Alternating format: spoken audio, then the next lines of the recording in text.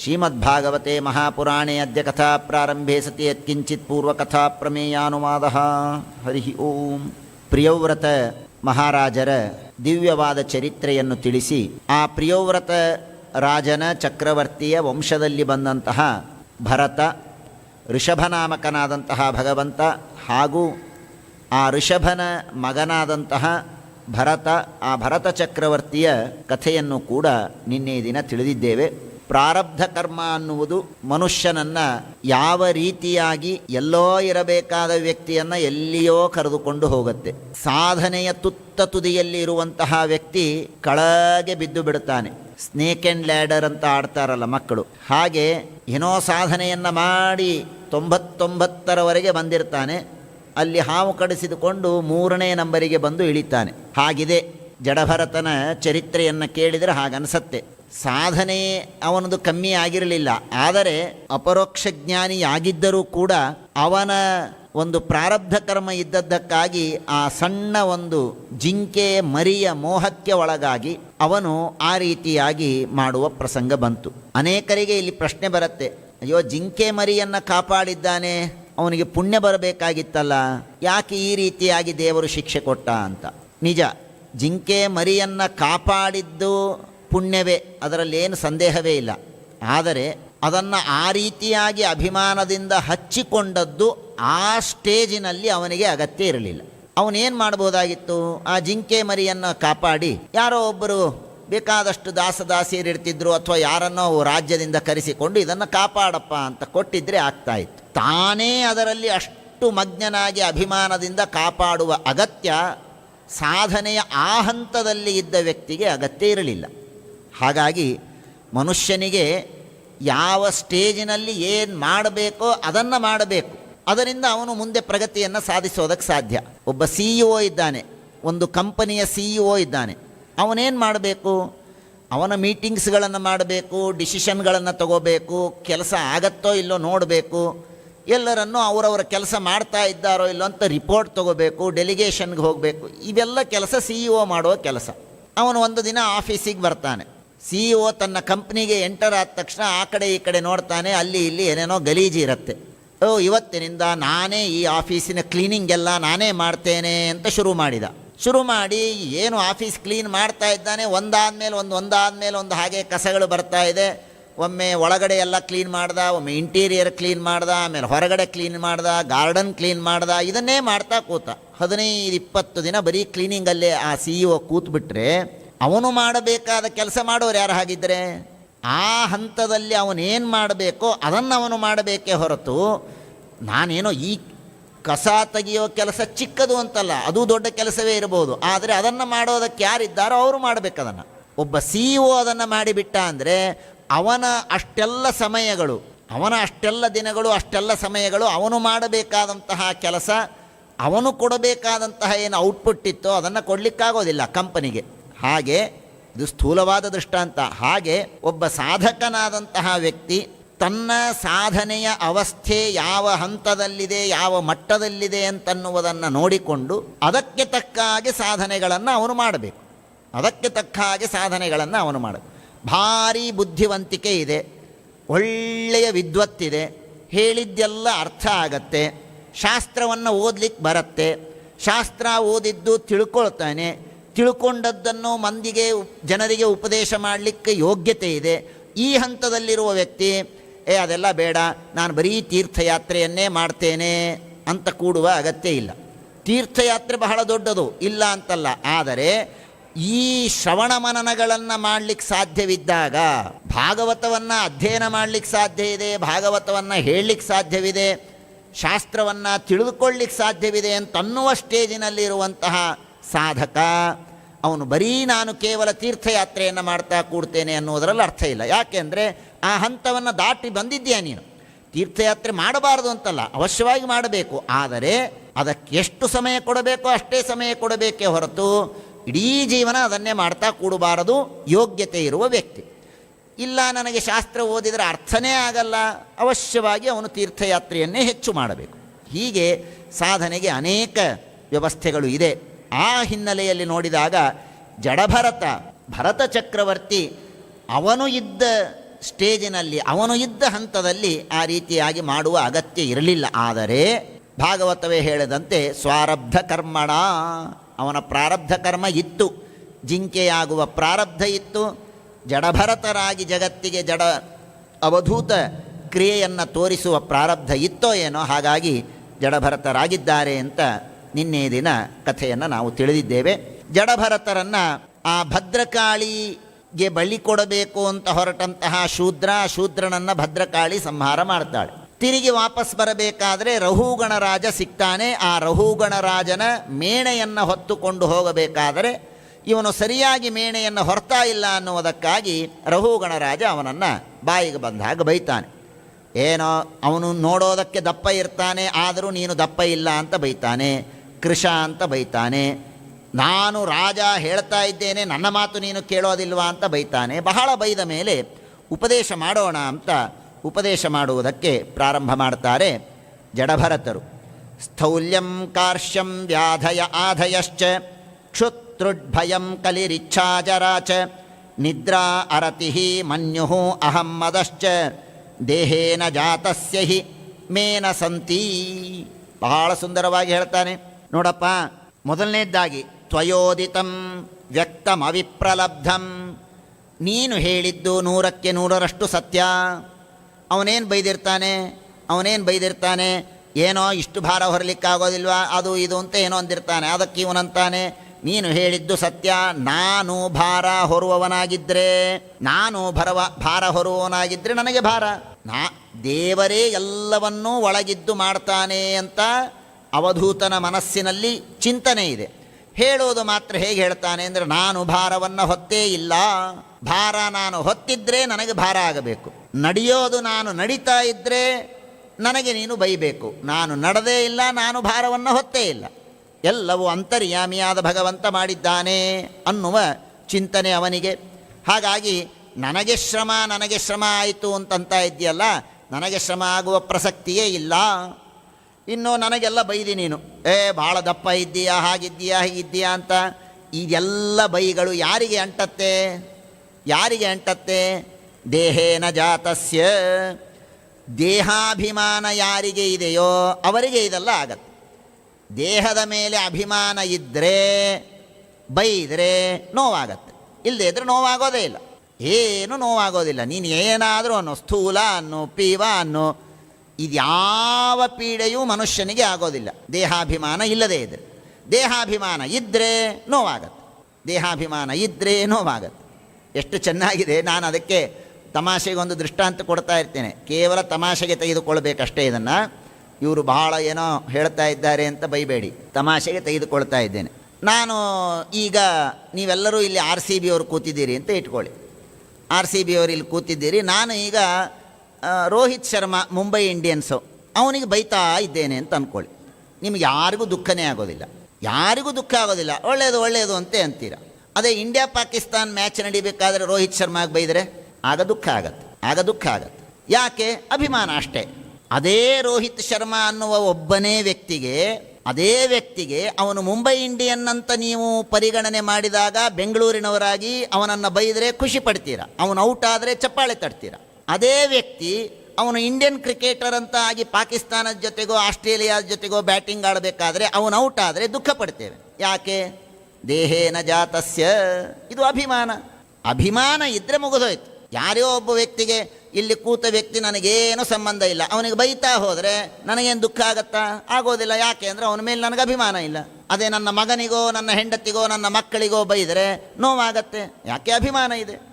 ಹಾಗೆ ಜ್ಞಾನಿಗಳ ದೃಷ್ಟಿಯಲ್ಲಿ ಈ ದೇಹ ಅನ್ನೋದು ಅದು ಪೂರ್ಣ ಹೊರಗಿನ ವಸ್ತು. ಅದನ್ನು ಮೂರನೇ ವ್ಯಕ್ತಿಯಂತೆ ದೂರ ನಿಂತು ನೋಡುವ ಯೋಗ್ಯತೆ ಜ್ಞಾನಿಗಳಿಗೆ ಇರುತ್ತೆ. ಏನು ಬೈತಾ ಇದೆಯಾ, ದಪ್ಪ ಅಂತ ಇದೆಯಾ, ಯಾರಿಗಂದೆ? ನನ್ನ ದೇಹಕ್ಕಂದ್ಯಾ ಅಂತಾರೋ. ದೇಹದ ಮೇಲೆ ಅಭಿಮಾನವೇ ಇಲ್ಲ. ಆದ್ದರಿಂದ ಅವರಿಗೆ ಈ ತರಹದ ಯಾವ ಆಕ್ಷೇಪಗಳು, ನಿಂದನೆಗಳು ಅವರ ಮೈಗೆ ಅಂಟೋದೇ ಇಲ್ಲ. ಕೆಲವರು ಅಂತಾರಲ್ಲ ಮೈಗೆ ಅಂಟಿಲ್ಲ ಅಂತ, ಅದು ನಿಜವಾಗಿ ಮೈಗೆ ಅಂಟೋದಿಲ್ಲ. ಏನೂ ಅದನ್ನು ಫೀಲೇ ಮಾಡ್ಕೊಳ್ಳೋದಿಲ್ಲ ಜ್ಞಾನಿಗಳು. ಅವರಿಗೆ ರೋಗ ಬರಲಿ, ದುಃಖ ಆಗಲಿ, ಮುಪ್ಪಾಗಲಿ ಯಾವುದರಿಂದಲೂ ನಮಗೆ ದುಃಖ ಆಗೋದಿಲ್ಲ.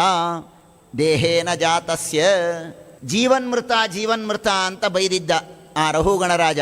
ಅದಕ್ಕಂತಾರೆ ಹೌದು, ನಾವು ಜೀವನ್ಮೃತರೇ, ನಾವು ಜೀವಂತರು. ಯಾಕೆ? ಉಸಿರಾಡ್ತೇವೆ ಅನ್ನೋದಕ್ಕೆ, ಪ್ರಾಣ ಸಂಯೋಗ ಇದೆ ಅನ್ನೋದಕ್ಕೆ ನಾವು ಜೀವಂತರು. ಆದರೆ ವಾಸ್ತವಿಕವನಾಗಿ ನೋಡಿದರೆ ಈ ಜಡವಾದ ದೇಹ ಇದು ಮೃತವೇ, ಇದು ಮೃತವೇ.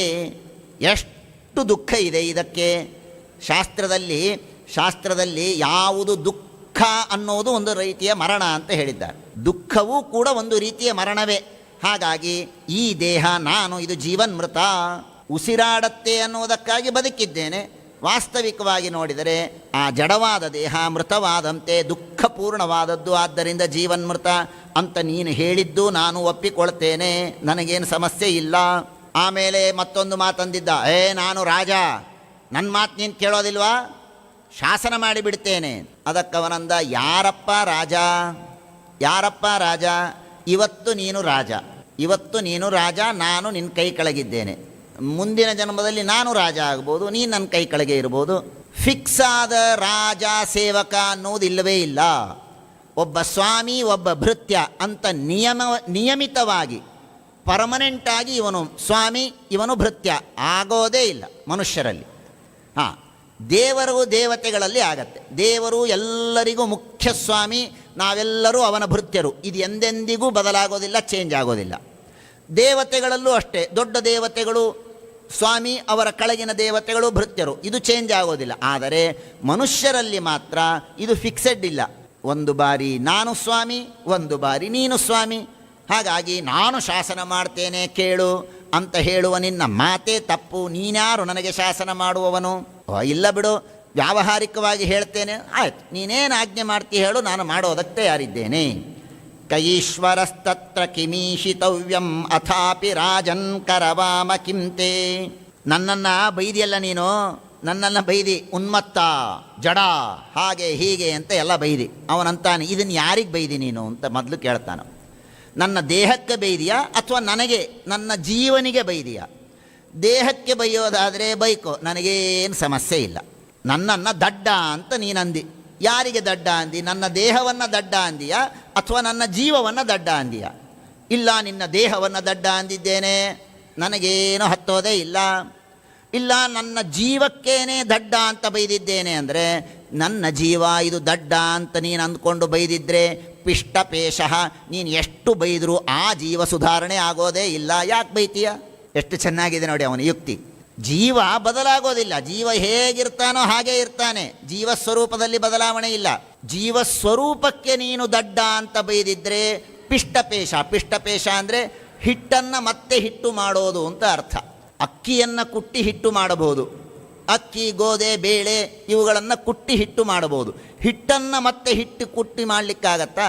ಇಲ್ವಲ್ಲ. ಪಿಷ್ಟಪೇಶ. ಹಾಗೆ ನನ್ನ ಜೀವ ಇವನು ಹುಚ್ಚ ಅಂತ ನೀನು ಬೈಯೋದೇ ಆದರೆ, ಇನ್ ಕೇಸ್ ನನ್ನ ಜೀವ ಹುಚ್ಚನೇ ಆಗಿದ್ದರೆ ನೀನೇನು ಬೈದು ಲಾಭ ಇಲ್ಲ, ಅವನು ಬದಲಾವಣೆ ಆಗೋದೇ ಇಲ್ಲ, ಯಾಕೆ ಬೈತೀಯ? ಹೀಗೆ ಅನೇಕ ಯುಕ್ತಿಗಳನ್ನು ಹೇಳಿದ್ದಾನೆ. ಆಗ ಆ ರಹುಗಣನಿಗೆ ಬಹಳ ಪಶ್ಚಾತ್ತಾಪ ಆಗಿದೆ. ಕಸ್ತ್ವಂ ನಿಗೂಢಶ್ಚರಸಿ ಸಿದ್ಧ ದ್ವಿಜಾನಾಂ ಬಿಭರ್ಷಿ ಸೂತ್ರಂ ಕತಮೋವಧೂತಃ ಕಸ್ಯಾಸಿ ಕುತ್ರತ್ಯ ಇಹಾಪಿ ಕಸ್ಮಾತ್ ಕ್ಷೇಮಾಯ ನಶ್ಚೇದಸಿ ನೋತ ಶುಕ್ಲಃ. ಸಾಷ್ಟಾಂಗ ನಮಸ್ಕಾರವನ್ನು ಮಾಡ್ತಾ ಇದ್ದೇನೆ. ಯಾರಪ್ಪ ನೀನು? ಏನಿಂಥ ನಿಗೂಢವಾಗಿ ಸಂಚಾರ ಮಾಡ್ತಾ ಇದ್ದೀಯಲ್ಲ, ಯಾರು ನೀನು? ನಾನು ಕಪಿಲ ಋಷಿಗಳ ಹತ್ತಿರ ಉಪದೇಶ ಪಡೆಯಬೇಕು ಅಂತ ಹೊರಟಿದ್ದೆ. ಅದು ಗೊತ್ತಾಗಿ ಕಪಿಲ ಋಷಿಗಳೇ ಈ ವೇಷದಲ್ಲಿ ಬಂದಿದ್ದಾರಾ ಏನೋ ಅಂತ ಕೇಳ್ತಾ ಇದ್ದಾನೆ. ನಾನು ದೊಡ್ಡ ಅಪರಾಧ ಮಾಡಿದ್ದೇನೆ, ಕ್ಷಮಾ ಮಾಡಬೇಕು. ನಾಹಂ ವಿಶಂಕೆ ಸುರರಾಜ ವಜ್ರಾತ್ ನತ್ರಕ್ಷಶೂಲಾನ್ನ ಯಮಸ್ಯ ದಂಡಾತ್ ನಾಜ್ಞರ್ಕ ಸೋಮಾನಿಲ ವಿತ್ತಪಾಸ್ತ್ರಾತ್ ಶಂಕೆ ಭೃಶಂ ಬ್ರಹ್ಮಕುಲಾವಮಾನ. ಈ ಎಲ್ಲ ಶ್ಲೋಕಗಳನ್ನು ಮನೆಯಲ್ಲಿ ಬರೆದು ಹಚ್ಕೊಳ್ಬೇಕು. ಅವನು ಹೇಳ್ತಾನೆ, ನನಗೆ ನಾಹಂ ವಿಶಂಕೆ ಸುರರಾಜ ವಜ್ರಾತ್, ಇಂದ್ರ ವಜ್ರಾಯುಧ ತಗೊಂಡು ನನ್ನ ತಲೆ ಮೇಲೆ ಹಾಕ್ತೀನಿ ಅಂತ ಬಂದರೆ ಧೈರ್ಯವಾಗಿ ಎದೆ ಸಟಿಸಿ ನಿಡ್ತೇನೆ, ಹಾಕು ಅಂತಂತೇನೆ. ನತ್ರಕ್ಷಶೂಲಾತ್, ರುದ್ರದೇವರು ಬಂದು ತ್ರಿಶೂಲವನ್ನು ಹಾಕಿದರೂ ಭಯ ಇಲ್ಲ. ಯಮಸ್ಯ ದಂಡಾತ್, ಯಮನ ದಂಡ ನನಗೆ ಅಂಜಿಕೆಯನ್ನು ಹುಟ್ಟಿಸೋದಿಲ್ಲ. ಸೂರ್ಯ, ಚಂದ್ರ, ಅಗ್ನಿ ಕುಬೇರ, ಯಾವ ಅಷ್ಟದಿಕ್ಪಾಲಕರು ಬಂದು ನನ್ನ ಮೇಲೆ ಅಸ್ತ್ರವನ್ನು ಹಾಕಿದರೂ ನನಗೆ ಭಯ ಇಲ್ಲ. ಆದರೆ ನನಗೆ ಭಯ ಯಾವುದು ಅಂದರೆ ಬ್ರಹ್ಮಕುಲಾವಮಾನ. ಬ್ರಾಹ್ಮಣರಿಗೆ ಅವಮಾನ ಮಾಡಿ ಬ್ರಾಹ್ಮಣರ ಮನಸ್ಸನ್ನು ನೋಯಿಸಿದರೆ ಅದರಷ್ಟು ಭಯ ಭೀತಿ ಇನ್ಯಾವುದರಿಂದಲೂ ಇಲ್ಲ. ಹಾಗಾಗಿ ನಿಮಗಿಷ್ಟೆಲ್ಲ ಅವಮಾನ ಮಾಡಿಬಿಟ್ಟಿದ್ದೇನೆ, ತಪ್ಪಾಯಿತು ಎಂಬುದಾಗಿ ಕ್ಷಮೆಯನ್ನು ಕೇಳಿಕೊಳ್ತಾ ಇದ್ದಾನೆ. ಕ್ಷಮೆಯನ್ನು ಕೇಳಿಕೊಂಡು ಹೇಳ್ತಾನೆ, ನಿಜ ತನ್ಮೇ ಭವಾನ್ನರ ದೇವಾಭಿ. ಅವನಂತಾನೆ, ಮೈತ್ರ್ಯಾ, ನಾನು ಭಾರಿ ಅಹಂಕಾರದಿಂದ ರಾಜ ಅಂತ ಹೇಳಿ ನಿಮಗೆಲ್ಲ ಅವಮಾನ ಮಾಡಿದ್ದೇನೆ. ಸ್ವಲ್ಪ ನನ್ನ ಮೇಲೆ ಪ್ರೀತಿಯನ್ನು ಮಾಡಿ, ಮೈತ್ರಿ ದೃಷ್ಟಿಯನ್ನು ಮಾಡಿ, ನನ್ನ ಜೊತೆ ಸಂಧಾನ ಮಾಡಿಕೊಳ್ಳಿ, ನನ್ನನ್ನು ಸ್ನೇಹಿತ ಅಂತ ನೋಡಿ, ನನ್ನ ಮೇಲೆ ಕರುಣೆಯನ್ನು ಮಾಡಿ. ಇಲ್ಲದೇ ಇದ್ದರೆ ತರೇಯಂ ಸದವಧ್ಯಾನ ಮಂಹಃ. ಏನು ಮಾತು ಹೇಳ್ತಾರೆ, ಸದವಧ್ಯಾನ ಮಂಹಃ. ನೀವು ಏನಾದರೂ ನನ್ನ ಮೇಲೆ ಸ್ವಲ್ಪ ಪ್ರೀತಿಯಿಂದ ನೋಡದೇ ಇದ್ದರೆ ನಿಮ್ಮನ್ನು ಅವಮಾನ ಮಾಡಿದ ಪಾಪದಿಂದ ನಾನು ಹೊರಗೆ ಬರೋದಕ್ಕೆ ಸಾಧ್ಯವೇ ಇಲ್ಲ. ನೀವು ನೋಡಿದರೆ ನೀವು ಸಂತೋಷ ಅಂತ ಕೈ ಮೇಲೆ ಸ್ವಲ್ಪ ತಲೆ ಮೇಲೆ ಕೈ ಇಟ್ಟರೆ ಈ ಪಾಪದಿಂದ ನಾನು ಹೊರಗೆ ಬರೋದಕ್ಕೆ ಸಾಧ್ಯ. ಸದವಧ್ಯಾನ ಮಂಹಃ. ಆದ್ದರಿಂದ ಉಪದೇಶವನ್ನು ಮಾಡಿ, ನಿಜ ನಾನು ಬೈದದ್ದರಿಂದ ನಿಮ್ಮ ಮನಸ್ಸಿಗೇನು ಹತ್ತಿಲ್ಲ, ನಿಜ ನಾನು ಬೈದದ್ದರಿಂದ ನಿಮಗೆ ತೊಂದರೆಯಾಗಿದೆ ಅಂತ ನಾನು ಅಂದ್ಕೊಳ್ಳೋದಿಲ್ಲ. ನೀವು ವಿರಕ್ತರು, ಅಭಿಮಾನ ಇಲ್ಲ, ನಿಮಗೇನಾಗಿಲ್ಲ. ಆದರೆ ನಾನು ಮಾಡಿದ್ದು ತಪ್ಪು, ಆದ್ದರಿಂದ ಕ್ಷಮೆಯನ್ನು ಕೇಳ್ತೇನೆ ಅಷ್ಟೆ. ನಾನು ಮಾಡಿದ್ದು ತಪ್ಪು, ಕ್ಷಮೆಯನ್ನು ಕೇಳ್ತೇನೆ. ನಾನು ಬಿಡಿ, ರುದ್ರದೇವರು ಕೂಡ ಯಾರಾದರೂ ಬ್ರಾಹ್ಮಣರಿಗೆ ಅವಮಾನ ಮಾಡಿದರೆ ತಮ್ಮನ್ನೇ ತಾವು ಸುಟ್ಟುಕೊಳ್ತಾರೆ. ಅಷ್ಟರವರೆಗೆ ಬ್ರಾಹ್ಮಣರ ಮಹತ್ವ ಇದೆ. ಆದ್ದರಿಂದ ನೀವು ನನ್ನನ್ನು ಕ್ಷಮಿಸಬೇಕು.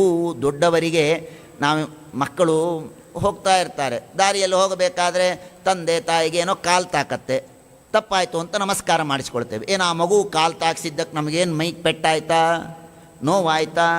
ಏನಾಗಿಲ್ಲ. ಆದರೆ ಅದು ತಪ್ಪು, ಅವಮಾನ ಅನ್ನುವ ದೃಷ್ಟಿಯಿಂದ ಮಾಡುವುದೇ ಹೊರತು ನಾವು ಮಾಡಿದ್ರೆ ಏನಾಗೋದದ್ರಿ? ಇಷ್ಟೆಲ್ಲ ಬೈಯೋದರಿಂದ ಜಡಭರತನಿಗೇನಾದರೂ ಆಯಿತಾ? ಏನಾಗಿಲ್ಲ. ಆದರೆ ಸಜ್ಜನರಿಗೆ ಅವಮಾನ ಮಾಡೋದು ಅಂತನ್ನೋದು ನಮಗೆ ಅನರ್ಥ. ಅವರಿಗೇನಾಗತ್ತೋ ಬಿಡುತ್ತೋ ಆ ಮಾತು ಬೇರೆ, ನಮಗೆ ಅನರ್ಥ ಅನ್ನುವುದಕ್ಕಾಗಿ ನಾವು ಕ್ಷಮೆಯನ್ನು ಕೇಳಬೇಕು. ಕ್ಷಮೆಯನ್ನು ಕೇಳಿದ್ದಾನೆ. ಕೇಳಿದ ಮೇಲೆ ಆಗ ಆ ಅವಧೂತ ಮತ್ತೆ ಉಪದೇಶವನ್ನು ಮಾಡ್ತಾನೆ. ಬಹಳ ಸುಂದರವಾದಂತಹ ಉಪದೇಶ ಇದೆ. ಅಕೋವಿದ ಕೋವಿದವಾದವಾದಾನ್. ಅವನಂತಾನೆ, ನೋಡಪ್ಪ, ಇವನು ಬೇಕಾದಷ್ಟು ತನ್ನ ಮಾತುಗಳನ್ನೆಲ್ಲ ಸಮರ್ಥನೆ ಮಾಡಿಕೊಂಡ, ಯಾರು ರಹುಗಣರಾಜ. ಆಗ ಇವನು ಹೇಳ್ತಾನೆ, ಏನೋ ಪಂಡಿತರಂತೆ ಮಾತನಾಡ್ತಾ ಇದ್ದೀಯಾ, ವಾಸ್ತವಿಕವಾಗಿ ನೀನು ಪಂಡಿತನಲ್ಲ. ನವೇದವಾದೇಶು ಹಿ ತತ್ವವಾದ.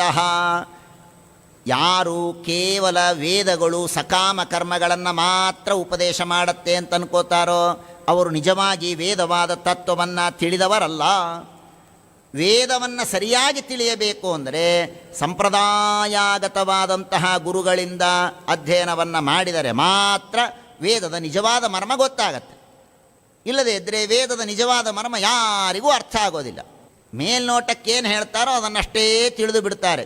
ವಾಸ್ತವಿಕವಾದ ತಾತ್ಪರ್ಯ, ಅದರ ನಿಜವಾದ ಮರ್ಮ ಗೊತ್ತಾಗೋದಿಲ್ಲ. ಹಾಗಾಗಿ ಅದನ್ನು ತಿಳಿಯಬೇಕು. ಅದಕ್ಕವನಂದ, ಅಲ್ರಿ ನಾನು ಈಗ ಒಂದು ಶಬ್ದವನ್ನು ಹೇಳ್ತೇನೆ. ಏನಂತ? ಇವತ್ತು ಭಾಗವತ ಉಪನ್ಯಾಸ ಇದೆ ಅಂತ ನಾನಂದೆ. ನಿಮಗೆ ಅರ್ಥ ಆಯಿತೋ ಇಲ್ವೋ? ಅರ್ಥ ಆಯಿತು. ನಿಮಗೆ ಅರ್ಥ ಆಯಿತೋ ಇಲ್ವೋ? ಅರ್ಥ ಆಯಿತು. ಶಬ್ದವನ್ನು ಉಚ್ಚಾರಣೆ ಮಾಡಿದಾಗ ಎಲ್ಲರಿಗೂ ಕಾಮನ್ನಾಗಿ ಅರ್ಥ ಆಗತ್ತೆ. ಅದರಲ್ಲೇನು ಮತ್ತೆ ಒಬ್ಬರಿಗೆ ಅರ್ಥ ಆಗತ್ತೆ, ಒಬ್ಬರಿಗೆ ಅರ್ಥ ಆಗೋದಿಲ್ಲ, ಹಾಗೇನಾದರೂ ಇದೆಯಾ? ವೇದ ಅನ್ನೋದು ಒಂದು ಶಬ್ದಪ್ಪ, ಒಂದು ಶಬ್ದ. ಅದು ಯಾರು ಕೇಳಿದರೂ ಅರ್ಥ ಆಗಬೇಕಲ್ಲ. ಕೆಲವರಿಗೆ ಮಾತ್ರ ಅರ್ಥ ಆಗತ್ತೆ, ಕೆಲವರಿಗೆ ಅರ್ಥ ಆಗೋದಿಲ್ಲ. ಯಾಕೆ ಹೀಗೆ ಹೇಳ್ತೀರಾ? ಅದಕ್ಕೆ ಹೇಳ್ತಾರೆ, ನತಸ್ಯ ತತ್ವಗ್ರಹಣಾಯ ಸಾಕ್ಷಾತ್ ವರೀಯಸೀರಪಿ ವಾಚಸ್ಸಮಾಸನ್. ವೇದಗಳನ್ನು ಅರ್ಥ ಮಾಡಿಕೊಳ್ಳಬೇಕು ಅಂದರೆ ಸುಮ್ಮನೆ ಡಿಕ್ಷನರಿ ಓದಿ ಸಂಸ್ಕೃತವನ್ನು ಕಲ್ತ್ರೆ ವೇದಗಳ ಅರ್ಥ ಆಗೋದಿಲ್ಲ. ಶಬ್ದದ ಅರ್ಥ ಆಗ್ಬೋದು. ಏನಂತ? ಮಣ್ಣು ಮಾತನಾಡಿತು. ಮೃದಬ್ರವೀತ್ ಅಂದರೆ ಮಣ್ಣು ಮಾತನಾಡಿತು. ಗ್ರಾವಾಣ ಪ್ಲವಂತೆ ಅಂದರೆ ಕಲ್ಲುಗಳು ಹಾರಾಡಿದವು ಅಂತ ಅರ್ಥ ಮಾಡಿಕೊಳ್ತಾರೆ. ಅನೇಕ ಪಾಶ್ಚಾತ್ಯರು ಹಾಗೆ ತಾನೇ ಅರ್ಥ ಮಾಡಿದ್ದು. ಅನೇಕ ಪಾಶ್ಚಾತ್ಯರು ಮಾಡಿದ ಅರ್ಥಗಳೇ ಹಾಗೆ. ಅವರು ಒಳ ಅರ್ಥವನ್ನು ತಿಳಿಯಲೇ ಇಲ್ಲ, ಬರೀ ಸಂಸ್ಕೃತವನ್ನು ತಿಳಿದರು, ಮೇಲಿನ ಅರ್ಥವನ್ನು ಮಾತ್ರ ಬರೆದು ಬಿಟ್ಟರು. ಹೀಗಾಗಿ ವೇದಗಳಿಗೆ ಎಷ್ಟು ಅಪಚಾರ ಆಗಿದೆ ಅಂದರೆ ಅಷ್ಟು ಅಪಚಾರ ಆಗಿದೆ. ಅಷ್ಟು ಅಷ್ಟು ಅಪಚಾರ ಮಾಡಿದ್ದಾರೆ. ನಿಜ, ವೇದಗಳನ್ನು ಬಂದರು, ಅಧ್ಯಯನ ಮಾಡಿದರು, ಏನೇನೋ ಮಾಡಿದರು ಅಂತ ಹೇಳ್ತಾರೆ. ಅವರ ಬಗ್ಗೆ ಬೇಕಾದಷ್ಟು ಪರಿಶ್ರಮ ಪಟ್ಟಿದ್ದಾರೆ, ಎಲ್ಲ ನಿಜ. ಅಷ್ಟೆಲ್ಲ ಪರಿಶ್ರಮ ಪಟ್ಟು ಮಾಡಿದ್ದು ಏನು? ವೇದವನ್ನು ನಂಬಿ ನಡೆಯುವಂತಹ ಎಲ್ಲರ ಮನಸ್ಸಿನಲ್ಲೂ ಕೂಡ ವೇದದ ಬಗ್ಗೆ ತಪ್ಪು ತಿಳುವಳಿಕೆಯನ್ನು ಮೂಡಿಸಿಬಿಟ್ರು ಅಷ್ಟೆ, ಇನ್ನೇನು ಮಾಡಿಲ್ಲ. ಅನೇಕರು 100ಕ್ಕೆ 90% ಜನ ಮಾಡಿದ್ದು ಇಷ್ಟೇ. ಒಂದು 5-10% ಒಳ್ಳೆಯ ಕೆಲಸವನ್ನು ಮಾಡಿರ್ಬೋದು, ಇಲ್ಲ ಅಂತಲ್ಲ. ಎಲ್ಲ ಪಾಶ್ಚಾತ್ಯರು ಮಾಡಿದ್ದು ಏನು ಅಂದರೆ, ವೇದದ ಅರ್ಥವನ್ನು, ಮೇಲ್ನೋಟದ ಅರ್ಥವನ್ನು ತಾವು ತಿಳಿದು ಅದನ್ನೇ ಎಲ್ಲ ಕಡೆಗೆ ಪ್ರಚಾರ ಮಾಡಿ, ಹಾಗಾದರೆ ವೇದ ಎಲ್ಲ ತಪ್ಪು, ವೇದದಲ್ಲಿ ಏನೇನೋ ಹೇಳಿದ್ದಾರೆ, ಹುಚ್ಚುಚ್ಚು ಮಾತುಗಳಿವೆ ಅಂತ ಅಪಪ್ರಚಾರ ಮಾಡೋದಕ್ಕೇನೆ ಬಹಳ ಶ್ರಮವನ್ನು ಪಟ್ಟಿದ್ದಾರೆ ಎಲ್ಲರೂ. ವಿವೇಕಾನಂದರು ಹೀಗೆ ಹೇಳಿದ್ದಾರೆ ಅಂತ ನಾನು ಕೇಳಿದ್ದೇನೆ, ಓದಿಲ್ಲ. ಎಲ್ಲೋ ಒಬ್ಬರು ಬರೆದದ್ದನ್ನು ರೆಫರ್ ಮಾಡಿದ್ದನ್ನು ನೋಡಿದ್ದೇನೆ. ಅವರು ಒಂದು ಮಾತನ್ನು ಹೇಳ್ತಾರಂತೆ, ವಿವೇಕಾನಂದರು ಪಾಶ್ಚಾತ್ಯರು ವೇದಗಳಿಗೆ ಅರ್ಥ ಬರೆದದ್ದಕ್ಕಾಗಿ ಅವರಿಗೇನು ಉಡುಗೊರೆಯನ್ನು ಕೊಡ್ತೀರಿ ಅಂತ ಅವ್ರಿಗೆ ಕೇಳಿದ್ರಂತೆ. ಅದಕ್ಕೆ ಅವ್ರು ಹೇಳಿದ್ರಂತೆ, ಹಿಂದೂ ಮಹಾಸಾಗರದಲ್ಲಿ ಇರುವಂತಹ ಅದರ ಕೆಳಗೆ ಇರುವ ಎಲ್ಲ ಕೆಸರನ್ನು ತೆಗೆದು ಅವರ ಮೇಲೆ ಹಾಕ್ತೇನೆ ಅಂತಂದ್ರಂತೆ. ಹಿಂದೂ ಮಹಾಸಾಗರದಲ್ಲಿರುವ ಕೆಸರನ್ನೆಲ್ಲ ತೆಗೆದುಕೊಟ್ಟರೆ ಆ ಕೆಸರನ್ನೆಲ್ಲ ಒಯ್ದು ಅವರ ತಲೆ ಮೇಲೆ ಹಾಕ್ತೇನೆ ಅಂದ್ರಂತೆ. ಅಷ್ಟು ಅಪಚಾರ ವೇದಕ್ಕೆ ಅವರಿಂದ ಆಗಿದೆ ಅಂತ ಅಂತಾರೆ. ಇರಲಿ, ಕಾರಣ ಯಾಕೆ ಅಂದರೆ, ವೇದಗಳು ಮೇಲ್ನೋಟದ ಅರ್ಥವನ್ನು ಮಾತ್ರ ಹೇಳಿರುತ್ತೆ, ಮೇಲ್ನೋಟದ ಅರ್ಥವನ್ನು ಮಾತ್ರ ಹೇಳಿರುತ್ತೆ. ಅಲ್ಲರಿ, ವೇದ ಬಿಡಿ. ನಾನು ಯಾಕೆ ಇದನ್ನು ಇಷ್ಟು ಆಕ್ರೋಶದಿಂದ ಹೇಳ್ತಾ ಇದ್ದೇನೆ ಅಂದರೆ, ವೇದ ಬಿಟ್ಟು ಬಿಡಿ. ಉತ್ತರ ಕರ್ನಾಟಕದ ಮಾತನ್ನು ಬೆಂಗಳೂರಿನವ್ರು ಅರ್ಥ ಮಾಡ್ಕೊಳ್ಳಿಕ್ಕಾಗೋದಿಲ್ಲ. ವೇದ ಏನು ಅರ್ಥ ಮಾಡ್ಕೋತೀರಾ ಸಂಪ್ರದಾಯ ತಿಳಿಯದೇನೆ? ಬೆಂಗಳೂರಿನ ಮಾತನ್ನು ಉತ್ತರ ಕರ್ನಾಟಕದವ್ರು ಅರ್ಥ ಮಾಡ್ಕೊಳ್ಳೋದಿಲ್ಲ, ಬಳ್ಳಾರಿಯ ಮಾತನ್ನು ಮಂಗಳೂರವ್ರು ಅರ್ಥ ಮಾಡ್ಕೊಳ್ಳೋದಿಲ್ಲ. ವಿಚಿತ್ರವಾದ ಮಾತುಗಳಿರುತ್ತೆ. ನಾನಿಲ್ಲೇನೋ ಅಂದರೆ ತಿಂಡಿ ಬೇಕಾ ಅಂತ ಕೇಳಿ, ನಾನು ಬೆಂಗಳೂರಿನವರು ತಿಂಡಿ ಬೇಕಾ ಅಂದರೆ ಉತ್ತರ ಕರ್ನಾಟಕದವ್ರು ಕಪಾಳಕ್ಕೆ ಹೊಡೆದು ಕಳಿಸ್ತಾರೆ, ಯಾಕೆ ತಿಂಡಿ ಆಗಿದೆ ಮೈಯಾಗ ಅಂತವ್ರಂತಾರೆ. ಇಷ್ಟು ಒಂದು ದೇಶದಲ್ಲಿ, ಒಂದು ರಾಜ್ಯದಲ್ಲಿ, ಅಕ್ಕಪಕ್ಕದ ಊರುಗಳಲ್ಲಿ ಭಾಷೆ ವ್ಯತ್ಯಾಸ ಇದೆ. ಆ ಭಾಷೆಯನ್ನು ತಿಳಿಯಬೇಕಾದರೆ ನೀನು ಆ ಊರಿನವನಾಗಬೇಕು, ಆ ಊರಿನಲ್ಲಿ ಇರಬೇಕು, ಅದನ್ನು ಅರ್ಥ ಮಾಡಿಕೊಳ್ಳಬೇಕು, ಅಂದರೆ ನಿನಗೆಲ್ಲ ಅರ್ಥ ಆಗತ್ತೆ ಅನ್ನೋದು ನಮ್ಮ ಭಾಷೆಯಲ್ಲಿ ಇದೆ. ಅಂದ ಮೇಲೆ ಆ ವೇದವನ್ನು ಅರ್ಥ ಮಾಡಿಕೊಳ್ಳೋದಕ್ಕೆ ನಾನು ಬರೀ ಪುಸ್ತಕ ಇಟ್ಕೊಂಡು ಅರ್ಥ ಮಾಡ್ಕೋತೇನೆ ಅಂದರೆ ಹೇಗೆ ಗೊತ್ತಾಗತ್ತೆ? ಯಾವ ಅಭಿಪ್ರಾಯದಿಂದ ಆ ವೇದ ಮಾತಾಡಿದೆ, ಯಾವ ಸಂದರ್ಭದಲ್ಲಿ ಮಾತಾಡಿದೆ, ಯಾರಿಗಾಗಿ ಮಾತನಾಡಿದೆ, ಈ ಯಾವ ಹಿನ್ನೆಲೆಗಳೂ ಇಲ್ಲದೇನೆ ವೇದವನ್ನು ಹೇಗೆ ತಿಳಿಯೋದಕ್ಕೆ ಸಾಧ್ಯವೇ? ಹೋಗಲಿ, ಪಾಶ್ಚಾತ್ಯರ ಪ್ರಕಾರವೇ ಹಿಡಿದರೂ ಕೂಡ ವೇದಗಳು ಲಕ್ಷ ವರ್ಷದ ಹಿಂದೆ ಬಂದಂತಹ ವೇದ ಪೌರುಷೇಯ, ಆ ಮಾತು ಬೇರೆ. ಇವರ ಪ್ರಕಾರ ನಾವು ತಿಳಿದರೂ ಲಕ್ಷ ವರ್ಷಗಳ ಹಿಂದೆ ಇರುವ ಒಂದು ಭಾಷೆಯನ್ನು ಇವತ್ತು ನಾನು ಅರ್ಥ ಮಾಡ್ಕೋತೇನೆ ಅಂತಿರಲ್ಲ, ಎಂಥ ಸಾಹಸ ಅದು? ಅದಕ್ಕಾಗಿ ಹೇಳ್ತಾರೆ, ಯಾದವಾರ್ಯರು ಬಹಳ ಸುಂದರವಾಗಿ ಬರೀತಾರೆ, ಸಂಪ್ರದಾಯಾಗತವಾದ ಜ್ಞಾನವಿಲ್ಲದೇನೆ, ಸಂಪ್ರದಾಯಾಗತವಾಗಿ ಜ್ಞಾನವನ್ನು ಮಾಡಿಕೊಂಡಂತಹ ಋಷಿಗಳ ಟೀಕಾಕೃತ್ಪಾದರು ಈ ಮಾತನ್ನು ಶ್ರೀಮನ್ಯಾಯ ಸುಧಾದಲ್ಲಿ ಹೇಳ್ತಾರೆ. ಆ ಸರಿಯಾದ ಪರಂಪರಾಗತವಾದ ಜ್ಞಾನವಿಲ್ಲದೇ ಇದ್ದರೆ ವೇದ ಅರ್ಥ ಆಗೋದಿಲ್ಲ. ಅಗ್ನಿಮೀಳೆ ಪುರೋಹಿತಂ ಯಜ್ಞಸ್ಯ ದೇವಮೃತ್ವಿಜಂ, ಏನೂ ಅರ್ಥ ಆಗೋದಿಲ್ಲ. ಭಾಳ ಅಂದರೆ ಅಗ್ನಿಗೆ ನಮಸ್ಕಾರ ಮಾಡ್ತೇನೆ, ಇಷ್ಟೇ ಅರ್ಥ ಆಯಿತು. ನಾನು ಸ್ವಲ್ಪ ಪಂಡಿತನಾಗಿದ್ದ ಅಂದರೆ ಅಗ್ನಿಗೆ ನಮಸ್ಕಾರ ಮಾಡ್ತೇನೆ, ಇಷ್ಟೇ ಗೊತ್ತಾಗತ್ತೆ. ಅಗ್ನಿ ಅಂದರೆ ಯಾರು, ಯಾಕೆ ಅವನು ಅಗ್ನಿ, ಯಾವ ದೇವರಿಗೆ ಅದು ನಮಸ್ಕಾರ, ಈ ಎಲ್ಲ ಜ್ಞಾನ ಆಗಬೇಕು ಅಂದರೆ ಸರ್ವ ಶಬ್ದ ವಾಚ್ಯನಾದವನು, ಎಲ್ಲ ಕರ್ಮಗಳು ಜಗತ್ತಿನಲ್ಲಿ ವೇದಗಳಲ್ಲಿ ಬಂದಂತಹ ಎಲ್ಲ ಕರ್ಮಗಳು ಭಗವಂತನಿಗಾಗಿ ಇದೆ, ಅದು ಭಗವತ್ ಪೂಜಾರೂಪವಾದದ್ದು. ಈ ಎಲ್ಲ ಜ್ಞಾನ ಆಗಬೇಕು ಅಂದರೆ ಸಂಪ್ರದಾಯಾಗತವಾಗಿ ಜ್ಞಾನ ಮಾಡಿಕೊಳ್ಳಬೇಕು. ಇದಾಗಬೇಕು ಅಂದರೆ ವೈರಾಗ್ಯ ಬರಲೇಬೇಕು. ವೈರಾಗ್ಯ ಇಲ್ಲದೆ ಭಗವಂತನ ಜ್ಞಾನ ಆಗುವುದಕ್ಕೆ ಸಾಧ್ಯವೇ ಇಲ್ಲ. ಗ್ರಹಮೇಧಿ ಸೌಖ್ಯಂ ಸ್ವಪ್ನೇ ನಿರುಕ್ತ್ಯ, ಸ್ವಪ್ನದಲ್ಲಿ ನೋಡಿದ ಪದಾರ್ಥಗಳು ಹೇಗೆ ನಶ್ವರವೋ ಹಾಗೆ ಈ ಸಂಸಾರ ನಶ್ವರ ಅನ್ನುವ ವೈರಾಗ್ಯ ಜ್ಞಾನ ಇದ್ದರೇನೆ ತಲೆಯಲ್ಲಿ ಸರಿಯಾದ ವೈರಾಗ್ಯ ಇದ್ದರೇನೆ ತಲೆಯಲ್ಲಿ ಸರಿಯಾದ ಜ್ಞಾನ ಬರೋದಕ್ಕೆ ಸಾಧ್ಯ. ಒಂದು ಲೋಟದಲ್ಲಿ ನೀರಿದೆ, ಮಣ್ಣಿನ ನೀರು, ಮಣ್ಣು ಮಿಕ್ಸ್ ಆದಂತಹ ಕೆಂಪಾದ ನೀರು ಒಂದು ಲೋಟದಲ್ಲಿ ಇದೆ. ಯಾರೋ ಒಬ್ಬರು ಹಾಲು ತಂದು ಕೊಟ್ಟರು. ಹಾಲು ತಂದು ಕೊಟ್ಟರೆ ನಿಮ್ಮ ಹತ್ರ ಇರೋದು ಅದೊಂದೇ ಲೋಟ, ಅದರಲ್ಲಿ ಹಾಲು ಹಾಕ್ಸ್ಕೋಬೇಕು. ಹೇಗೆ ಹಾಕ್ಸ್ಕೋತೀರಾ? ಆ ಮಣ್ಣ ನೀರನ್ನು ಚೆಲ್ತೀರಾ, ಹಾಲನ್ನು ಹಾಕಿಸ್ಕೊಳ್ತೀರಾ. ಹಾಗೆ ತಲೆಯಲ್ಲಿ ತತ್ವಜ್ಞಾನ ಬರಬೇಕು ಅಂದರೆ ಈಗ ಆಲ್ರೆಡಿ ನಮ್ಮಲ್ಲಿ ಬೇಕಾದಷ್ಟು ವಿಷಯಗಳ ಜ್ಞಾನ ತುಂಬಿಕೊಂಡಿದೆ, ಮಣ್ಣು ನೀರು ತುಂಬಿಕೊಂಡಿದೆ ತಲೆಯಲ್ಲಿ. ವೈರಾಗ್ಯ ಅಂದರೆ ಇನ್ನೇನಲ್ಲ, ಸ್ವಲ್ಪ ತಲೆ ಖಾಲಿ ಮಾಡೋದು, ಬೇರೆದನ್ನು ತಗೊಳ್ಳೋದು, ಮನಸ್ಸನ್ನು ಖಾಲಿ ಮಾಡೋದು, ಹೊಸದಕ್ಕೆ ಜಾಗ ಕೊಡೋದು ಅಷ್ಟೇ. ಅದೇ ವೈರಾಗ್ಯ. ಊಟಕ್ಕೆ ಕೂತಾಗ ಲೋಟ ಇಟ್ಕೊಂಡು ನೀರು ಇಟ್ಕೊಂಡು ಊಟಕ್ಕೆ ಕೂತಿರ್ತೀರಿ, ಯಾರೋ ಪಾನಕ ಬಡಿಸೋದಕ್ಕೆ ಬರ್ತಾರೆ, ಪಾಯಸ ಬಡಿಸೋದಕ್ಕೆ ಬರ್ತಾರೆ, ಇರೋದು ಒಂದೇ ಗ್ಲಾಸು. ಏನು ಮಾಡ್ತೀರಾ? ಆ ನೀರು ಚೆಲ್ತೀರಾ, ಪಾಯಸ ಹಾಕ್ಸ್ಕೊತೀರಾ, ಅಷ್ಟೇ. ಹಾಗೆ ದೇವರು ನಮ್ಮ ಮನಸ್ಸಲ್ಲಿ ಬರಬೇಕು. ಏನು ಮಾಡಬೇಕು? ಇದೆ ನಮ್ಮ ಮನಸ್ಸಲ್ಲಿ, ಕ್ರಿಕೆಟ್ ಇದೆ, ಫಿಲ್ಮ್ ಇದೆ, ವೆಬ್ ಸೀರೀಸ್ ಇದೆ, ಎಲ್ಲ ತುಂಬಿಕೊಂಡಿದೆ. ಖಾಲಿ ಇಲ್ಲ, ದೇವರು ಬರ್ತಾನೆ, ನೋಡ್ತಾನೆ. ಖಾಲಿ ಇಲ್ಲ, ಜಾಗ ಇಲ್ಲ, ಹೋಗ್ತಾನೆ ವಾಪಸ್ಸು. ಅದನ್ನು ತೆಗೆದರೆ ಒಳಗೆ ಬರ್ತಾನೆ, ಅಷ್ಟೇ. ವೈರಾಗ್ಯಕ್ಕೂ ಜ್ಞಾನಕ್ಕೂ ತುಂಬ ಹತ್ತಿರದ ಲಿಂಕ್ ಇದೆ. ವೈರಾಗ್ಯ ಇಲ್ಲದೆ ಜ್ಞಾನ ಇಲ್ಲ. ವಿರಕ್ತಾನಾಮೇವ ಚ ಜ್ಞಾನಂ, ಶ್ರೀಮದಾಚಾರ್ಯ ನಿರ್ಣಯ. ವೈರಾಗ್ಯ ಇದ್ದರೇನೇ ಜ್ಞಾನ, ಇಲ್ಲದೇ ಇದ್ದರೆ ಇಲ್ಲ. ಅದೂ ಬೇಕು ಇದೂ ಬೇಕು ಅಂದರೆ ಆಗತ್ತೆ. ನಿಮ್ಮ ಮಣ್ಣು ನೀರು ಇರುತ್ತೆ, ಅದರ ಮೇಲೆ ಸ್ವಲ್ಪ ಹಾಲು ಹಾಕ್ತೀರಾ, ಅದು ಇದು ಕೂಡಿ ಸ್ವಲ್ಪ ಕಳಕ್ ಚೆಲ್ಲತ್ತೆ, ಏನೇನೋ ಮಿಕ್ಸ್ ಆಗುತ್ತೆ, ಇರುತ್ತೆ, ಇಲ್ಲ ಅಂತಲ್ಲ.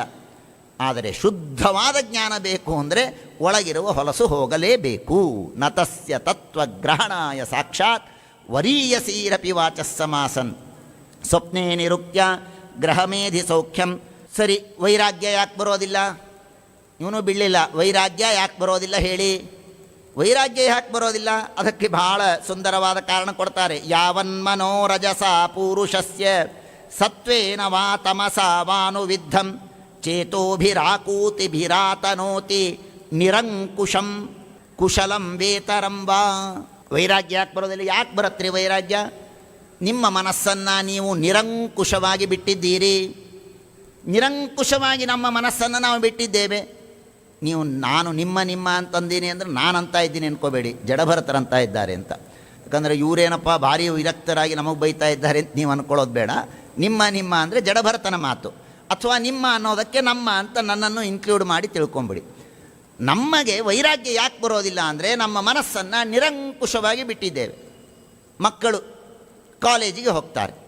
ಕಾಲೇಜಿಗೆ ದಿನಾ ಹೋಗುವಂತಹ ಮಕ್ಕಳಿಗೆ ಕಾಲೇಜಿನಲ್ಲಿ ಬಣ್ಣ ಬಣ್ಣದ ವಾತಾವರಣ, ಮೋಹಕವಾದ ವಾತಾವರಣ. ದಿನಾ ಅಲ್ಲೊಂದು ಅದು ಇದು ಹಾಗೆ ಹೀಗೆ ನಿತ್ಯ ಪಾರ್ಟಿ, ಅದು ಇದು ದಿನಾ ಅದಕ್ಕೆ ಹೋಗ್ತಾ ಇರ್ತಾರೆ. ಅದೇ ವಾತಾವರಣದಲ್ಲಿ ಅವರಿರ್ತಾರೆ. ತಂದೆ ತಾಯಿ ನಾವು ಏನು ಬೈಯೋದಿಲ್ಲ, ಹೋಗಲಿ ಬಿಡು ಅಂತ ಬಿಟ್ಟಿರ್ತೇವೆ. 1, 2, 3, 4 ವರ್ಷ ಕಾಲೇಜ್ ಓದ್ತಾರೆ. ಇದ್ದಕ್ಕಿದ್ದ ಹಾಗೆ ಮಠಕ್ಕೆ ಬರ್ತಾನೆ ಅವನು. ಮಠಕ್ಕೆ ಬಂದ ತಕ್ಷಣ ನೀನು ವಿರಕ್ತನಾಗು ಅಂದರೆ ಯಾಕೆ ವಿರಕ್ತನಾಗ್ತಾನೆ ಅವನು? ಹೆಂಗೆ ವಿರಕ್ತನಾಗೋದಕ್ಕೆ ಸಾಧ್ಯ? ಅವನು ಯಾವ ವಾತಾವರಣದಲ್ಲಿ 4 ವರ್ಷವೋ 5 ವರ್ಷವೋ ಅವನು ನಿರಂಕುಶನಾಗಿ ಬೆಳೆದಿದ್ದಾನೋ ಅದೇ ವಾತಾವರಣದಲ್ಲೇ ಮುಂದುವರಿತಾನೆ. ಇದ್ದಕ್ಕಿದ್ದಾಗಿ ವಿರಕ್ತಿ ಬರಲಿ ಅಂದರೆ ಹೇಗೆ ಬರುತ್ತೆ? ಹಾಗೆ ನಮ್ಮ ಮನಸ್ಸು ಅಂತ ಹೇಳ್ತಾರೆ. ನಮ್ಮ ಮನಸ್ಸು ಎಷ್ಟು ಸತ್ವರಜಸ್ತಮೋ ಗುಣಗಳು ಇವೆಲ್ಲ ಬಣ್ಣ ಬಣ್ಣದ ವಾತಾವರಣ ಇದ್ದ ಹಾಗೆ ಕಾಲೇಜಿನ ವಾತಾವರಣ, ಸತ್ವರಜಸ್ತಮೋ ಗುಣಗಳು. ಆ ಸತ್ವರಜಸ್ತಮೋ ಗುಣ ತುಂಬಿಕೊಂಡು ಬೇಕಾದಷ್ಟು ಭೋಗವನ್ನು ಮಾಡೋದಕ್ಕೆ ಬಿಟ್ಟಿದ್ದೇವೆ. ನಿರಂಕುಶಂ ಕುಶಲಂ ಬೇತರಂಬ. ನೀ ಏನು ಒಳ್ಳೆಯದು ಮಾಡ್ತೀಯೋ ಕೆಟ್ಟದ್ದು ಮಾಡ್ತೀಯೋ ಕೇಳೋದೇ ಇಲ್ಲ ಮನಸ್ಸಿಗೆ. ಹಾಗೆ ನಾವು ಮನಸ್ಸಿಗೆ ಅಚ್ಚ ಮಾಡಿ ರೂಢಿ ಮಾಡಿ ಬಿಟ್ಟ ಮೇಲೆ ವೈರಾಗ್ಯ ಹೇಗೆ ಬರುತ್ತೆ? ವೈರಾಗ್ಯ ಬರಲಿಕ್ಕೆ ಸಾಧ್ಯವಿಲ್ಲ. ಆದ್ದರಿಂದ ಮನಸ್ಸೇ ಪ್ರಧಾನವಾಗಿ ಕಾರಣ. ಮನಸ್ಸನ್ನು ನಿಗ್ರಹ ಮಾಡಬೇಕು. ಆ ಬುದ್ಧಿ ಇಂದ್ರಿಯ ಏನು ಹೇಳುತ್ತೋ ಅದನ್ನು ಕೇಳ್ತಾ ಮನಸ್ಸು ಹೋಗುತ್ತೆ. ಬೇಕಾದಷ್ಟೆಲ್ಲ ಹೇಳಿದ್ದಾರೆ. ಸಂಸಾರ ಅಂದರೆ ಏನು? ಸಂಸಾರ ಅಂದರೆ 11, 12, 2, 1 ಇದೇ ಸಂಸಾರ. 11 ಅಥವಾ 12 ಅಥವಾ 2 ಅಥವಾ 1 ಇದು ಸಂಸಾರ. ಏನದು? ಅದನ್ನು ಬಹಳ ಸುಂದರವಾಗಿ ಹೇಳ್ತಾರೆ. ಏಕಾದಶಾಸನ್ ಮೊದಲನೇದ್ದು 11 ಯಾವುದು? 5 ಜ್ಞಾನೇಂದ್ರಿಯಗಳು, 5 ಕರ್ಮೇಂದ್ರಿಯಗಳು, 1 ಮನಸ್ಸು. ಇದೇ ಸಂಸಾರ. ಇನ್ನೇನಿದೆ ಸಂಸಾರ ಅಂದರೆ? ಬೇರೆ ಏನಾದರೂ ಇದೆಯೇನಪ್ಪ? ಸಂಸಾರ ಅಂದರೆ ಈ 5 ಜ್ಞಾನೇಂದ್ರಿಯಗಳನ್ನು ಊರಿಗೆ ಕಳಿಸ್ಬಿಡಿ, 5 ಕರ್ಮೇಂದ್ರಿಯಗಳನ್ನು ಊರಿಗೆ ಕಳಿಸ್ಬಿಡಿ, ಮನಸ್ಸನ್ನು ಊರಿಗೆ ಕಳಿಸ್ಬಿಡಿ. ಏನಾದರೂ ನೋವಾಗತ್ತಾ, ನಮಗೆ ದುಃಖ ಆಗತ್ತಾ? ಇಲ್ಲವೇ ಇಲ್ವಲ್ಲ. ಮನಸ್ಸೂ ಇಲ್ಲ, ಇಂದ್ರಿಯಗಳೂ ಇಲ್ಲ ಅಂದರೆ ಸಂಸಾರ ಬರೋದೇ ಇಲ್ಲ. ಹಾಗಾದರೆ ನಮಗೆ ಸಂಸಾರ ಬಂದದ್ದು ಈ 11 ಜನರಿಂದ. ಕಣ್ಣು ಬೇಕು ಅನ್ನತ್ತೆ, ನೋಡುತ್ತೆ. ಮನಸ್ಸು ಬೇಕು ಅನ್ನತ್ತೆ, ಅದನ್ನು ಮಾಡ್ತೇವೆ. ನಾನು ನಾನು ಅಂತ ಅಹಂಕಾರ ಪಡ್ತೇವೆ. ಹಾಗಾದರೆ ಈ 11 ಸಂಸಾರ. ಅಥವಾ 12ನೇದ್ದೊಂದಿದೆ, ಅದೇನದು ಅಹಂ, ನಾನು ಅನ್ನುವುದು ಸಂಸಾರ. ಈ 12 ಸಂಸಾರ. ಅಥವಾ ಇವೆಲ್ಲ ಬೇಡ ಅಂತಾರೆ, 2 ಸಂಸಾರ. ಏನದು? ಅಹಂ ಮತ್ತು ಮಮ, ನಾನು ನನ್ನದು, ಇದೇ ಸಂಸಾರ. ನಾನು ನನ್ನದು ಇದೇ ಸಂಸಾರ. ಕನಕದಾಸರು ಹೇಳಿದ್ರಲ್ಲ, ನಾನು ಹೋದರೆ ಹೋದೇನು ಅಂತ. ಹಾಗೆ ಸಂಸಾರ ಅಂದರೆ ಯಾವುದು ಅಂದರೆ ಇದೆರಡಿಲ್ಲ ಅಂದರೆ ಸಂಸಾರವೇ ಇಲ್ಲ. ನಾನು ನನ್ನದು. ಅಥವಾ ಅದೂ ಬೇಡ, ಒಂದೇ ಏನಾದರೂ ಹೇಳಿ ಅಂದರೆ ಅಹಂ, ನಾನು ಅನ್ನುವುದು ಮೂಲ ಕೇಂದ್ರ ಬಿಂದು. ನಾನು ಅನ್ನುವುದು ಕೇಂದ್ರ ಬಿಂದು. ಅದರಲ್ಲೂ ನಾನೇ ಅನ್ನುವುದು ಕೇಂದ್ರ ಬಿಂದು. ನಾನು ಮಾಡ್ತೇನೆ, ನಾನೇ ಸ್ವತಂತ್ರವಾಗಿ ಮಾಡ್ತೇನೆ ಅಂತೇನು ಅಂದುಕೊಳ್ತಾ ಇದ್ದೇವೋ ಅದೇ ಸಂಸಾರ. ಹಾಗಾಗಿ ಭಗವಂತ ಈ ಮನಸ್ಸನ್ನು, ಸಂಸಾರವನ್ನು ಕೊಟ್ಟವನು ಯಾರು? ದೇವರು ಅಷ್ಟೇ. ಯಾರೇ ಉಪದೇಶವನ್ನು ಮಾಡಲಿ, ಕೊನೆಗೆ ದೇವರಿಗೆ ತಂದು ಹಚ್ತಾರೆ. ಅವರು ದೇವರಿಗೆ ತಂದು ಹಚ್ತಾರೆ. ಇಷ್ಟೆಲ್ಲ ಸಂಸಾರ ಇದೆ, ಹಾಗಾದರೆ ಇದನ್ನು ಹೋಗಿಸ್ಬೇಕಾದ್ರೆ ಏನು ಮಾಡಬೇಕು? ಇಲ್ಲ, ನೀನು 21 ದಿನ ಯೋಗಾಸನ ಮಾಡು, ಅಥವಾ ಪ್ರಾಣಾಯಾಮ ಮಾಡು, ಶೀರ್ಷಾಸನ ಮಾಡು, ಏನು ಹೇಳೋದಿಲ್ಲ. ಕೊನೆಗೆ ಬರೋದು ದೇವರ ಹತ್ತಿರವೇ. ಏನು ಸುಂದರವಾಗಿ ಹೇಳುತ್ತೆ ಭಾಗವತ, ಬಹಳ ಅದ್ಭುತವಾದ ಮಾತನ್ನು ಹೇಳುತ್ತೆ. ಸಹಸ್ರಶಃ ದ್ರವ್ಯಸ್ವಭಾವಾಶಯ ಕರ್ಮಕಾಲೈರೇಕಾದಶಾಮೀ ಮನಸೋ ವಿಕಾರಾಃ ಸಹಸ್ರಶಃ ಶತಶಃ ಕೋಟಿಶಶ್ಚ ಕ್ಷೇತ್ರಜ್ಞತೋ ನ ಮಿಥೋ ನ ಸ್ವತಃ ಸ್ಯುಃ. ಈ ಮನಸ್ಸಿನಲ್ಲಿ ಆಗುವ ವಿಕಾರಗಳು ಅಂದರೆ ಏನೋ ಕೆಟ್ಟದು ಅಂತ ಆ ಅರ್ಥದಲ್ಲ. ವಿಕಾರ ಅಂದರೆ ನಾನು ನೋಡೋದು ಒಂದು ವಿಕಾರ, ಕೇಳೋದು ಒಂದು ವಿಕಾರ. ಇವೆಲ್ಲ ಮನಸ್ಸಿನಲ್ಲಿ ಬೇರೆ ಬೇರೆ ರೂಪಗಳನ್ನು ಪಡೆಯುತ್ತೆ. ನಾನು ಕಣ್ಣಿನಿಂದ ನೋಡಿದ್ದನ್ನು ಇದು ಮನುಷ್ಯ, ಇದು ಪುಸ್ತಕ, ಇದು ಬೇಕು, ಇದು ಬೇಡ, ಇದೆಲ್ಲವೂ ಮನಸ್ಸಿನ ಒಂದು ವಿಕಾರ. ಹಾಗಾಗಿ ಮನಸ್ಸಿನಲ್ಲಿ ಶತಶಃ ಕೋಟಿಶಶ್ಚ, ನಮ್ಮ ಮನಸ್ಸಿನಲ್ಲಿ ಭಗವಂತ ಎಷ್ಟು ತರಹದ ಆಲೋಚನೆಗಳನ್ನು, ಎಷ್ಟು ತರಹದ ತಿಳುವಳಿಕೆಯನ್ನು ನೀಡಿದ್ದಾನೆ ಅಂದರೆ ಕೋಟಿ ಕೋಟಿ ಕೋಟಿ, ಒಂದಲ್ಲ ಎರಡಲ್ಲ. ಭಾಗವತ ಹೇಳುತ್ತೆ ಕೋಟಿಶಶ್ಚ, ಒಂದಲ್ಲ ಎರಡಲ್ಲ. ಅಷ್ಟೆಲ್ಲ ಕೋಟಿ ಕೋಟಿ ಕೋಟಿ ವಿಷಯಗಳನ್ನೆಲ್ಲ ಮನಸ್ಸಿನಲ್ಲಿ ತುಂಬ್ತಾನಲ್ಲ. ಏನು ಭಗವಂತನ ಅನುಗ್ರಹ ನೋಡಿ ಹೇಗೆ ಹೇಳ್ತಾರೆ. ಆವಿರ್ಹಿತಾಶ್ಚಾಪಿ ತಿರೋಹಿತಾಶ್ಚ. ಅದರಲ್ಲಿ ಕೆಲವು ಮಾತ್ರ ನಮಗೆ ನೆನಪು ಬರುತ್ತೆ, ಕೆಲವು ಮಾತ್ರ ನನಗೆ ತಿಳುವಳಿಕೆ ಬರುತ್ತೆ, ಕೆಲವು ಬರೋದಿಲ್ಲ. ಅದನ್ನು ಮಾಡುವವನು ದೇವರು. ಈಗ ಉದಾಹರಣೆಗೆ ನಾನು ಪಾಠವನ್ನು ಹೇಳ್ತಾ ಇದ್ದೇನೆ, ಉಪನ್ಯಾಸವನ್ನು, ಈ ಶ್ಲೋಕವನ್ನು ಓದ್ತಾ ಇದ್ದೇನೆ. ಶ್ಲೋಕವನ್ನು ಓದಬೇಕಾದ್ರೆ ಆ ಫ್ಯಾನ್ ಕಾಣಿಸ್ತು, ಈ ಫ್ಯಾನ್ ಕಾಣಿಸ್ತು, ನೀವೆಲ್ಲ ಕಾಣಿಸಿದ್ರಿ, ಇಲ್ಲೇನೋ ಹೂ ಕಾಣಿಸ್ತು, ಇದೆಲ್ಲ ನನ್ನ ಇಂದ್ರಿಯಗಳಿಗೆ ಬರುತ್ತೆ, ಕಣ್ಣು ನೋಡುತ್ತೆ. ಆದರೆ ಮೆದುಳಿಗೆ ಹೋಗೋದಿಲ್ಲ. ದೇವರು ಅದನ್ನು ಸ್ಟಾಪ್ ಮಾಡ್ತಾನೆ, ಪ್ರಯಾರಿಟೈಸ್ ಮಾಡ್ತಾನೆ. ಈಗ ಇವನಿಗೆ ಏನು ಬೇಕು ಅದನ್ನಷ್ಟೇ ತೋರಿಸೋಣ, ಉಳಿದದ್ದು ಸುಮ್ಮನೆ ಬರುತ್ತೆ, ಬಂದು ಸರಿಸಿಬಿಡ್ತಾನೆ, ಪಕ್ಕಕ್ಕೆ ಸರಿಸಿಬಿಡ್ತಾನೆ. ಆವಿರ್ಹಿತಾಶ್ಚಾಪಿ ತಿರೋಹಿತಾಶ್ಚ. ನಾನು ಚಿಕ್ಕವನಿದ್ದಾಗ ನಾನು ಸ್ಕೂಲಿಗೆ ಹೋಗಬೇಕಾದ್ರೆ ಸೈಕಲ್ ಮೇಲೆ ಹೋಗ್ತಾ ಇದ್ದೆ. ಸೈಕಲ್ ಮೇಲೆ ಹೋಗ್ತಾ ಇರಬೇಕಾದ್ರೆ ಸೈಕಲ್ ಆಕ್ಸಿಡೆಂಟ್ ಆಗಿ ಬಿದ್ದೆ, ನನ್ನ ತಲೆಗೆ ಪೆಟ್ಟು ಬಡೀತು. ಅದು ಇದ್ದಕ್ಕಿದ್ದಾಗಿ ಈಗ ನೆನಪು ಬಂದುಬಿಟ್ರೆ ಅಳ್ತಾ ಕೊಡಬೇಕಷ್ಟೇ. ನಾನು ಅದರ ಅನುಭವ ಹೀಗೆ ಬಂದರೆ ಅಳ್ತಾ ಕೊಡಬೇಕಲ್ಲ. ನಾನು ಚಿಕ್ಕವನಿದ್ದಾಗ ಏನಾಯಿತು, ನಾನು ದೊಡ್ಡವನಾದಾಗ ಏನಾಯಿತು, ಇಷ್ಟೆಲ್ಲ ಅನುಭವಗಳು ಮನಸ್ಸಿನಲ್ಲಿದ್ದರೂ ಕೂಡ ದೇವರು ಕೆಲವುದನ್ನು ತಿರೋಹಿತಾಹ, ಮುಚ್ಚಿ ಹಾಕ್ತಾನೆ. ಯಾರೋ ಯಾವತ್ತೋ ಬಂಧುಗಳನ್ನು ಯಾರೋ ಕಳ್ಕೊಂಡಿದ್ದೇವೆ, ಆ ಬಂಧುಗಳ ಕಳೆದುಕೊಂಡ ಸ್ಮರಣ, ಆ ಸ್ಮರಣ ಬಂದು ಅವತ್ತಿನ ಅನುಭವ ಇವತ್ತು ಬರೋದಕ್ಕೆ ಶುರುವಾದರೆ ಇವತ್ತೂ ದುಃಖ ಪಡ್ತಾ ಕೂಡ್ತೇವೆ. ಹಾಗೆ ಮಾಡೋದಿಲ್ಲ ದೇವರು. ತಿರೋಹಿತ, ಕೆಲವುದನ್ನು ದೂರ ಕಳಿಸಿಬಿಡ್ತಾನೆ. ಯಾವುದು ಬೇಕೋ ಅದನ್ನು ಮಾತ್ರ ಅನುವ್ಯವಸಾಯಕ್ಕೆ ತರ್ತಾನೆ ಅಂತ ಯಾದವಾರ್ಯರು ತಿಳಿಸ್ತಾರೆ. ಆವಿರ್ಹಿತಾಹ, ಕೆಲವುದನ್ನು ಪ್ರಾದುರ್ಭಾವ ಮಾಡ್ತಾನೆ, ಕೆಲವುದನ್ನು ಮುಚ್ಚಿ ಹಾಕ್ತಾನೆ. ಯಾವುದು ಬೇಕೋ ಅದಷ್ಟೇ ಕಾಣುತ್ತೆ. ಈಗ ನೀವು ಉಪನ್ಯಾಸ ಕೇಳ್ತಾ ಇದ್ದೀರಿ, ಉಪನ್ಯಾಸ ಕೇಳಬೇಕಾದ್ರೆ ಅಕ್ಕಪಕ್ಕದ್ದು ನಿಮಗೆ ಕಾಣಿಸ್ತಾ ಇದೆ, ಆದರೆ ಅದು ನಿಮ್ಮ ಮನಸ್ಸಿಗೆ ಹೋಗೋದಿಲ್ಲ, ನಿಮ್ಮ ಮೆದುಳಿಗೆ ಮುಟ್ಟೋದಿಲ್ಲ, ಅದು ಪಕ್ಕಕ್ಕೆ ಹೋಗಿಬಿಡುತ್ತೆ. ಹೀಗೆ ಭಗವಂತ ವ್ಯವಸ್ಥೆಯನ್ನು ಮಾಡ್ತಾನೆ. ಇದಕ್ಕೆ ಈ ಆವಿರ್ಹಿತಾಶ್ಚಾಪಿ ತಿರೋಹಿತಾಶ್ಚ ಅನ್ನೋದಕ್ಕೆ ಇವತ್ತಿನ ವೈಜ್ಞಾನಿಕ ಭಾಷೆಯಲ್ಲಿ ಹೇಳೋದಾದರೆ ಅದಕ್ಕೊಂದು RAS ಅಂತ ಕರೀತಾರಂತ. RAS ಅಂತ ಅದನ್ನು ಕರೀತಾರೆ. ಬಹಳ ದೊಡ್ಡದಾದಂತಹ ದೇವರ ಒಂದು ವ್ಯವಸ್ಥೆ. ರೆಟಿಕ್ಯುಲರ್ ಆ್ಯಕ್ಟಿವೇಟಿಂಗ್ ಸಿಸ್ಟಮ್ ಅಂತ ಅದನ್ನು ಕರೆಯೋದು. ಏನು ಅಂದರೆ ನಮ್ಮ ಮನಸ್ಸಿಗೆ ಪ್ರತಿ ಕ್ಷಣಕ್ಕೆ 1 ಸೆಕೆಂಡಿಗೆ, ನಮ್ಮ ಮನಸ್ಸಿಗೆ 1 ಸೆಕೆಂಡಿಗೆ ಎಷ್ಟು ಮಾಹಿತಿಗಳು ಹೋಗುತ್ತೆ ಏನಾದರೂ ಅಂದಾಜಿದೆಯಾ? 1 ಸೆಕೆಂಡಿಗೆ ನಮ್ಮ ಮನಸ್ಸಿಗೆ, ನಮ್ಮ ಮೆದುಳಿಗೆ, ನಮ್ಮ ಬ್ರೇನಿಗೆ ಎಷ್ಟು ಮಾಹಿತಿಗಳು ಹೋಗುತ್ತೆ ಅಂದರೆ 1,10,00,000 ಮಾಹಿತಿಗಳನ್ನು ನಮ್ಮ ಬ್ರೇನಿಗೆ ನಮ್ಮ ಇಂದ್ರಿಯಗಳು ಕಳಿಸುತ್ತೆ. 1,10,00,000. ಅದರಲ್ಲಿ 10,00,000 ಕೇವಲ ಕಣ್ಣು ಮಾತ್ರ ಕಳಿಸತ್ತಂತೆ. ಕಣ್ಣಿಂದೇ ಮ್ಯಾಕ್ಸಿಮಮ್ ಕಾಂಟ್ರಿಬ್ಯೂಷನ್.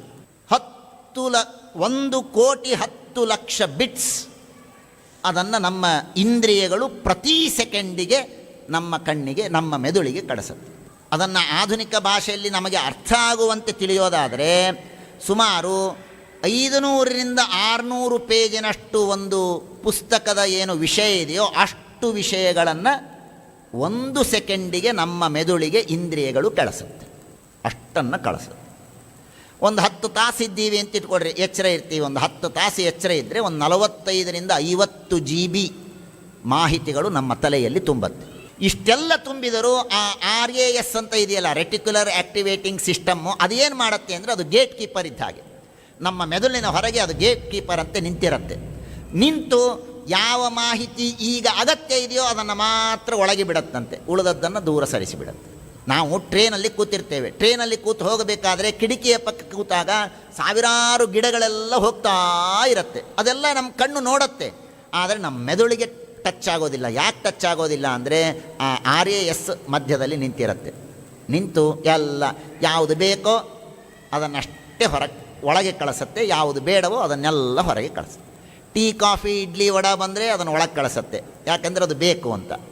ಏನೋ ಸುಮ್ಮನೆ ಯಾರೋ ಬಂದರು ಹೋದರು ಅವನ್ನೆಲ್ಲ ಪಕ್ಕಕ್ಕೆ ಕಳಿಸುತ್ತೆ. ಇದು ದೇವರು ಮಾಡಿದ ಸೃಷ್ಟಿ, ಇದು ದೇವರು ಮಾಡಿದ ವ್ಯವಸ್ಥೆ. ಆವಿರ್ಹಿತಾಶ್ಚಾಪಿ ತಿರೋಹಿತಾಶ್ಚ.